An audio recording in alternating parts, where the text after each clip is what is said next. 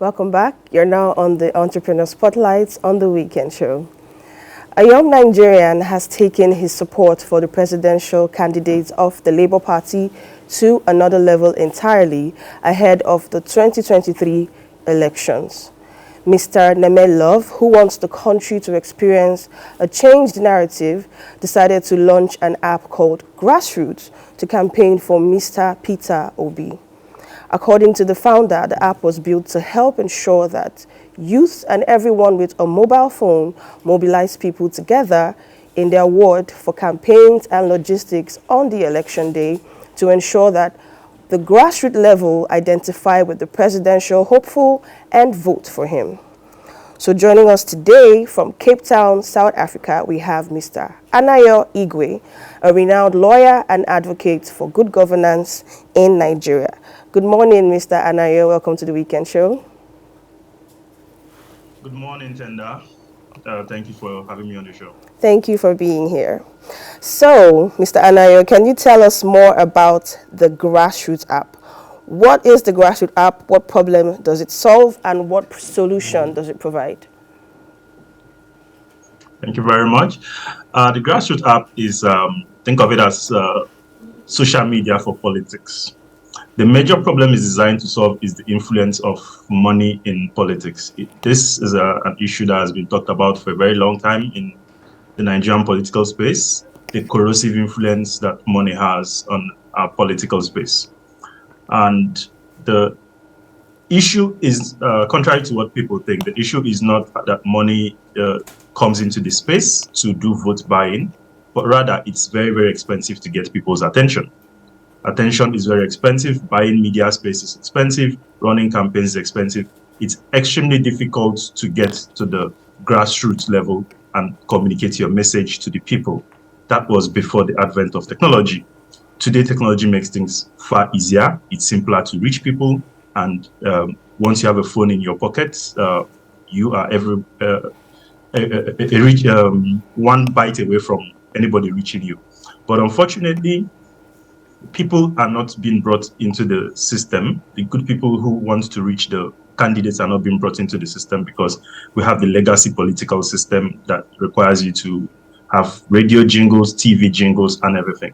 So we designed this app to enable a shorter access between good candidates and the people at the grassroots.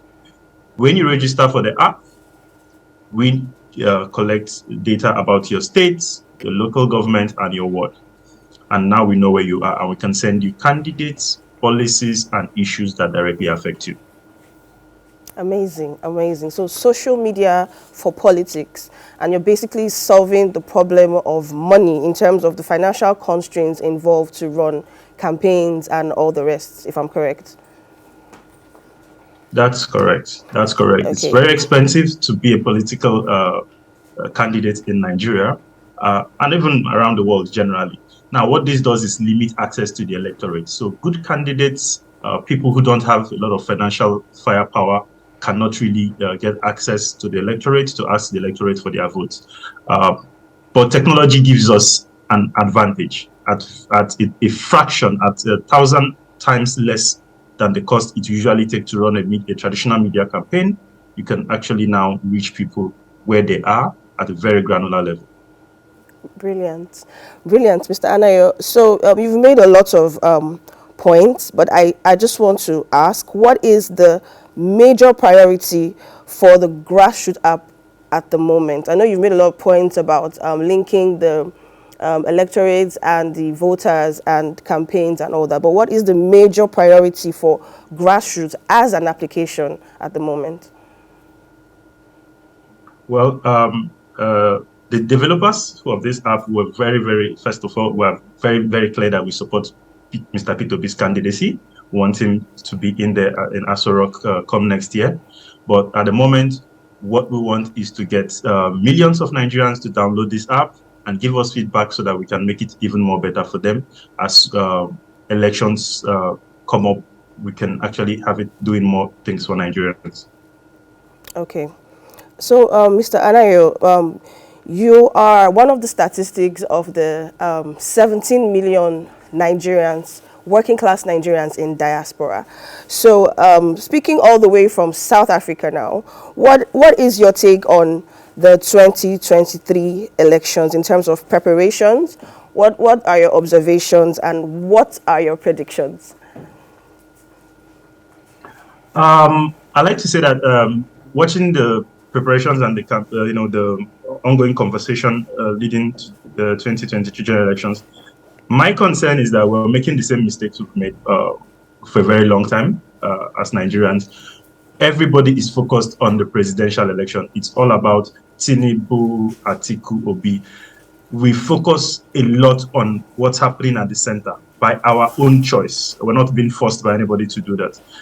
And we forget that there are governors, senators, federal legislators, state legislators that are also going to be on the ballot next year. So everybody keeps talking about federal issues and federal candidates without any concern for what's happening at the closer to the people at the grassroots level. If you take a good example, the recent elections this year that happened in Anambra, Professor Soludo and all the other people, there's a lot, 1.7 million registered voters in Anambra State. In the elections, about 460,000 people showed up to vote. That's about 29% of registered voters in Anambra who showed up to vote. Professor Soludo won with about 180,000 votes. That's barely 11% of total number of registered votes. But if you go back to 2019, you will see that in the presidential elections, the PDP candidate got more than 500,000 votes already. Just the PDP candidate in the presidential election. So the people are much more concerned with what is happening in Abuja than what is happening in Oka. And this is replicated all over the country. And that's really my major observation and concern as we lead into the elections. Nothing much looks different from previous election cycles, except this particular issue that people are much more concerned with what's happening in Abuja than what's happening in their local government. And that's also part of why we have this Grassroots mobile app. We want people to focus on what is happening at the grassroots level. All politics is local. We've heard that throughout our lives. All politics is local. Then why we focus on what's happening in Abuja? The federal budget, every time they divide it, the states and local governments take the larger part of the cake, to use that overused phrase. But we are all focused on what's happening in Abuja. So that's, for someone who's in the diaspora, I see it as one of the things that we should be concerned. Governance and politics is all local, and we should focus a little bit more there. Amazing stuff, Mr. Anayo. So back to the Grassroots app now. I understand that it's an app designed to bridge the gap between the electorates and the voters, and it has Mr. P2B as the focal point. But can you tell other voters now, the other supporters of APC, PDP, and the rest, why they should download the Grassroots application and why it is important for them? Thank you very much. While in this coming election, we have been very, very clear that we support P2B, there are other candidates in this coming elections. And it's easy for anybody to go to Facebook and Twitter, Instagram, and air their political opinions and shout and complain. But after you're done shouting and complaining, elections is about numbers. By downloading the app, we can send you topical information about candidates that are down ballot, important issues that you need to focus on, and you can track the promises that people have made.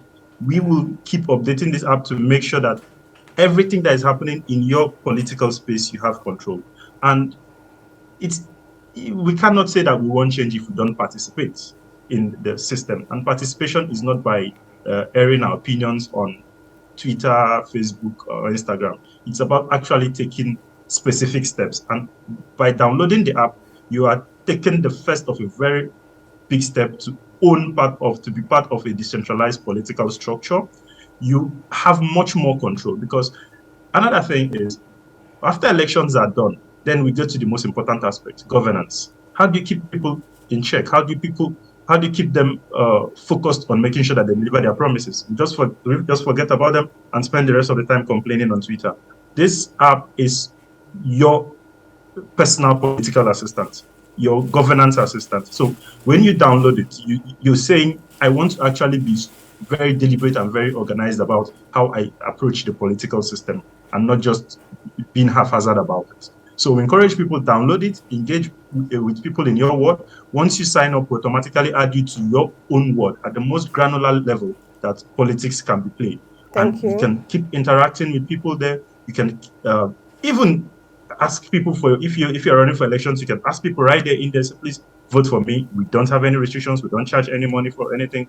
Just go out there and be part of an organized political structure and system. Thank you so much. Thank you so much, Mr. Anayo Igwe. Amazing stuff. Thank you for coming on the weekend show. We hope to see more of you on subsequent episodes of the show. Thank you very much. Thank you for having me. You're welcome. Okay, there you have it, people. Mr. Anayo Igwe telling us about the Grassroot application on the Apple App Stores, the Google Play Stores. You can download it now, sign up, and be a part of the movement. It's a wrap on the Entrepreneur Spotlight on the weekend show. It's Tender Chemelu signing out.